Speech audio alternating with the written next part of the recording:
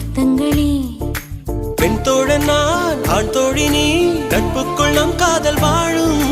ஆணாசை நான், பெண்ணாசை நீ, ஆசைகள் பேராசைதான்.